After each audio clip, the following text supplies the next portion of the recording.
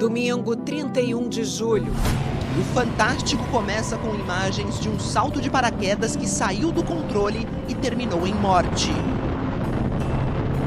Andrius Pantaleão era aluno de um dos maiores centros de paraquedismo do país. Mais um dia de adrenalina, de vencer limites, de domar o medo. Mais um dia de paraquedismo. Este vídeo foi obtido com exclusividade pelo Fantástico. O céu sobre Boituva, 120 quilômetros de São Paulo, aparece sem nuvens.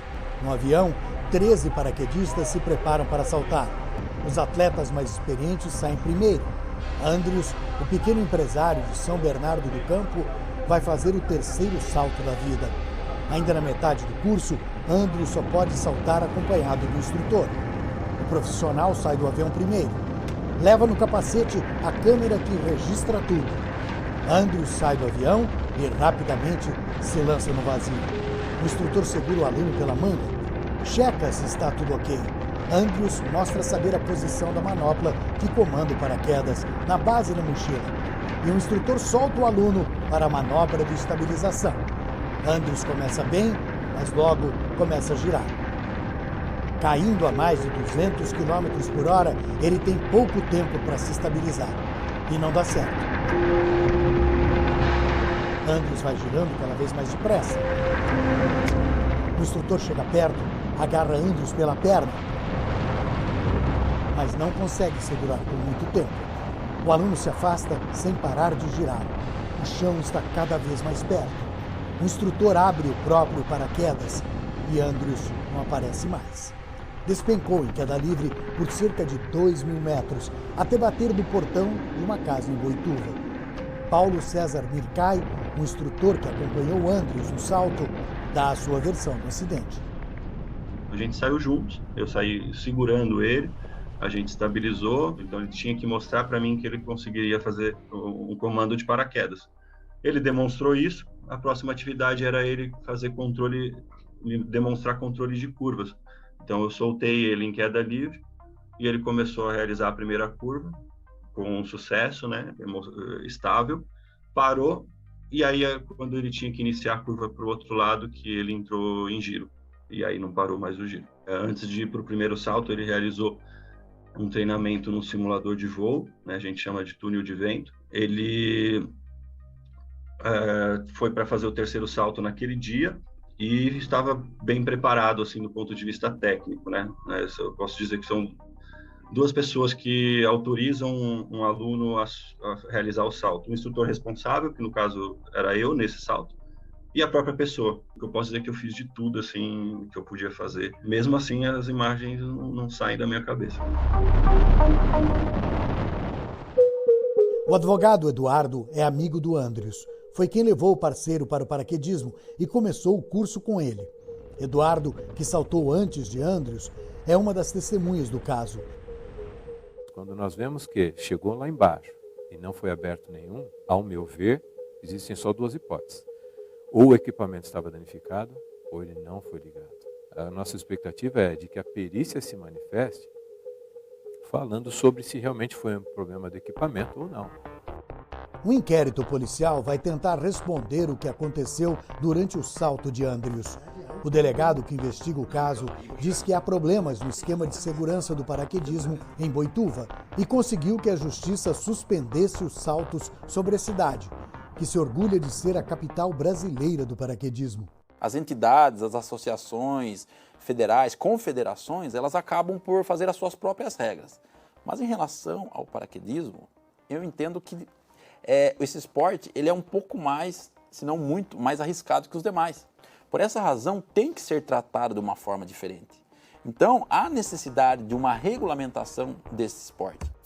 O presidente do Centro Nacional de Paraquedismo, o complexo que centraliza o esporte em Boituva, reconhece que existem 3 entidades à frente da atividade no Brasil, cada uma com suas próprias regras, mas afirma que o centro adota normas ainda mais rígidas do que todas as outras para garantir a segurança.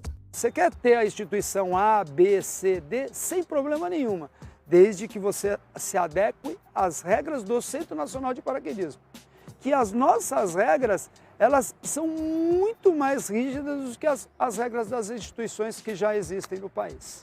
O Centro Nacional de Paraquedismo de Boituva, no interior de São Paulo, tem um nome bem mais imponente do que as suas próprias instalações.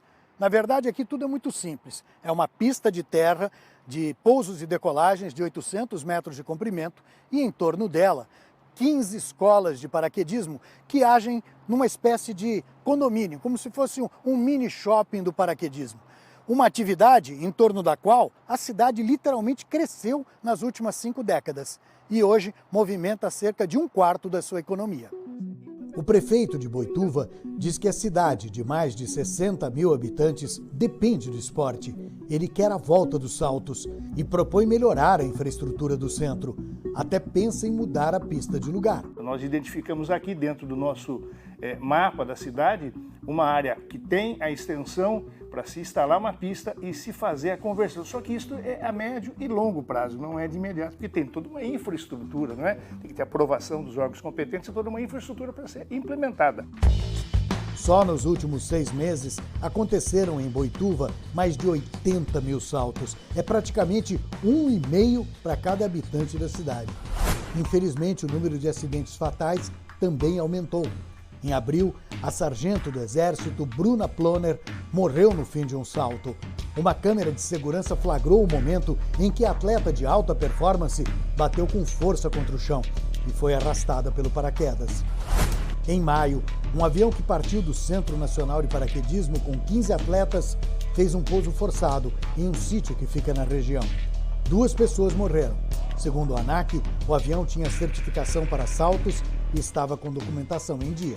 O CENIPA, Centro de Investigação e Prevenção de Acidentes Aeronáuticos, informou que as investigações sobre a causa da queda do avião ainda não foram concluídas. A Agência Nacional de Aviação Civil informou que possui regulamento específico com regras para a prática de paraquedismo. Nós perguntamos como é a fiscalização das operações em Boituva, mas a ANAC não informou quando foi realizada a última ação nas escolas da cidade. Disse ainda que para a prática do paraquedismo é necessário realizar uma prova teórica em qualquer entidade credenciada. Já o formato das aulas e os critérios de ensino não são regulamentados pela agência. Enquanto o setor se reestrutura em Boituva, a pouco mais de 60 quilômetros dali, em Piracicaba, mais de 100 atletas disputaram o Campeonato Brasileiro de Formação em Queda Livre neste fim de semana. A preocupação com a segurança do esporte foi um dos assuntos do encontro. Segundo o presidente da Confederação Brasileira de Paraquedismo, não são registrados incidentes das competições desde 2014. São mais de 1.500 saltos na competição. 0 incidente.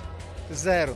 Não teve ninguém que precisou ir parar no hospital com o pé quebrado. Hoje nós estamos aqui competindo, mas não deixamos de sentir as coisas que aconteceram nos últimos meses no paraquedismo brasileiro. E a intenção da Confederação Brasileira é realmente tornar o paraquedismo mais seguro em território nacional.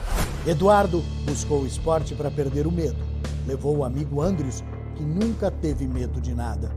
Agora, os dois estão unidos numa tragédia que pode trazer respostas para melhorar a segurança de todos os paraquedistas.